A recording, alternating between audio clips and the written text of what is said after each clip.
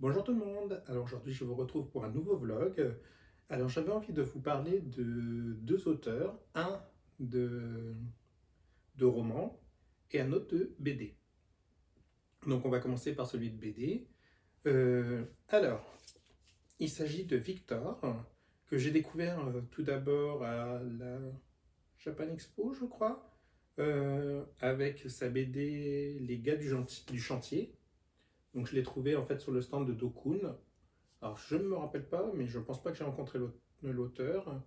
Et là, en fait, il s'agit d'une BD homo-érotique où on se trouve dans le monde des chantiers et tout. Enfin, voilà, sauf que les gars du chantier, ils sont plutôt hot.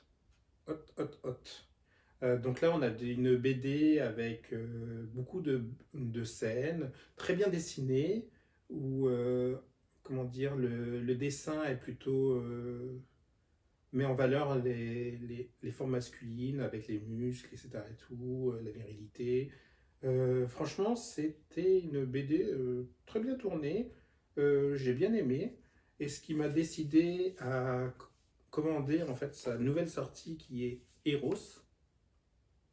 Donc là, en fait, on va suivre les aventures de Mathias, qui est propulsé en Grèce antique par le dieu Eros, afin de le délivrer de la malédiction de Zeus.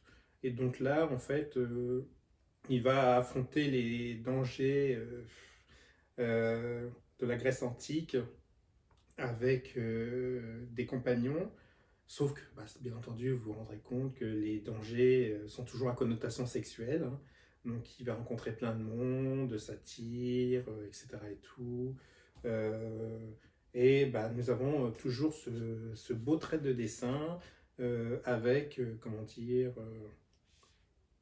une sexualité débridée, mais vraiment débridée. Et sincèrement, c'est une très belle BD, homo-érotique. Franchement, j'ai beaucoup apprécié. Le synopsis est pas mal. Bon, bien entendu, ça va pas non plus chercher très loin au niveau du synopsis, puisque bon, le tout c'est d'avoir des dessins homo-érotiques. Mais bon, il y a un petit synopsis qui est sympa. Donc, les gars du chantier aussi, on suit un petit peu aussi, pareil. Il y a un petit synopsis, peut-être un peu moins fouillé que dans celui de Eros. Mais voilà, il y a plusieurs petites scènes en fait dans les gars du chantier. Dans Eros, bah, il y a tout un fil conducteur pour à la fin arriver à la libération du dieu Eros. Donc voilà. Donc deux BD homo-érotiques pour ceux qui aiment ça, que bah, je recommande vivement. Je vous mettrai le lien en barre d'infos pour les trouver sur le site de Dokun.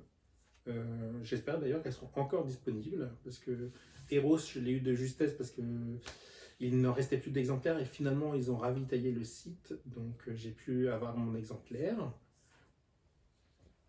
Alors ensuite, on va passer dans la catégorie roman avec un roman que j'ai découvert bah, tout à fait par hasard sur Amazon.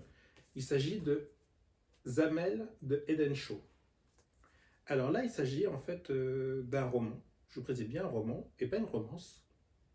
Parce qu'à aucun moment il n'y a de sentiments qui sont vraiment évoqués.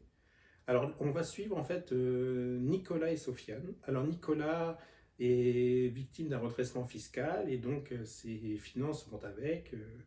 Voilà. Sauf qu'il y a le contrôle technique de sa voiture qui doit approcher. Et il doit trouver une solution pour, comment dire, pouvoir en faire l'entretien et la vidange, etc. Et là, une de ses amies, une de ses employés plutôt, lui, lui vient en aide en lui proposant les coordonnées de son ex, Sofiane. Sofiane va accepter comment dire, de faire les réparations nécessaires et l'entretien sur la voiture de Nicolas, mais seulement il va réclamer un prix bien élevé en échange car il vaudra le corps de Nicolas. Et là, en fait, on va suivre leurs aventures.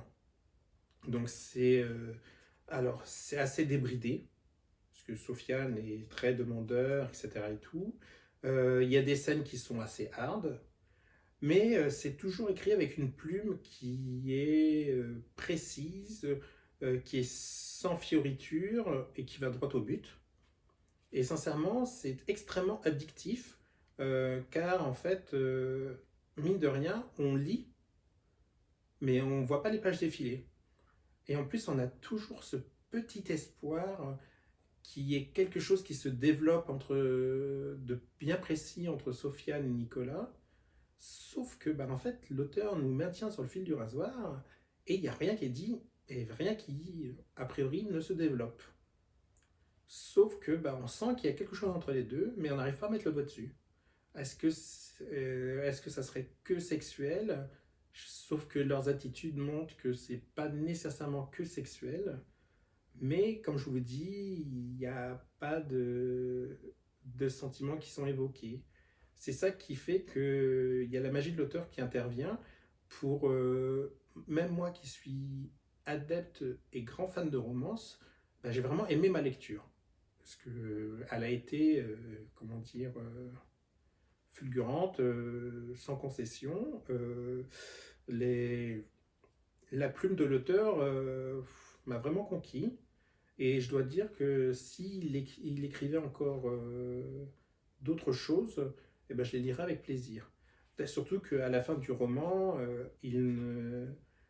nous dit que vu que la fin est assez abrupte et qu'il sent qu'on va être frustré, il s'octroie la possibilité de nous offrir d'autres aventures de Nicolas et Sofiane. Donc ça, je dois vous avouer que les autres aventures, je les attends avec impatience. Et donc si jamais vous voulez lire un roman assez bien, enfin très bien écrit, avec des scènes assez hautes, voire hard, oui, hard à certains moments, oui, maintenant que je me rappelle d'une scène, c'était même très hard. Bon, tout à fait. Sans pour autant que ça aille dans comment dire, dans des trucs dégradants ou autres. Enfin, c'est hard dans le sens où c'est vraiment très hot. Voilà. Donc je vous recommande ce roman, dont je vous mettrai le lien en barre d'infos, comme d'habitude, pour ceux qui veulent se le procurer. Donc Zamel de Eden Shaw. Donc voilà, bon, pour ce vlog de samedi de confinement, j'ai voulu, comment dire, faire monter la température avec mes mes deux petites BD dont je vous ai parlé, plus ce petit roman. Et je vous souhaite une bonne fin d'après-midi, un bon week-end, et à bientôt pour un nouveau vlog.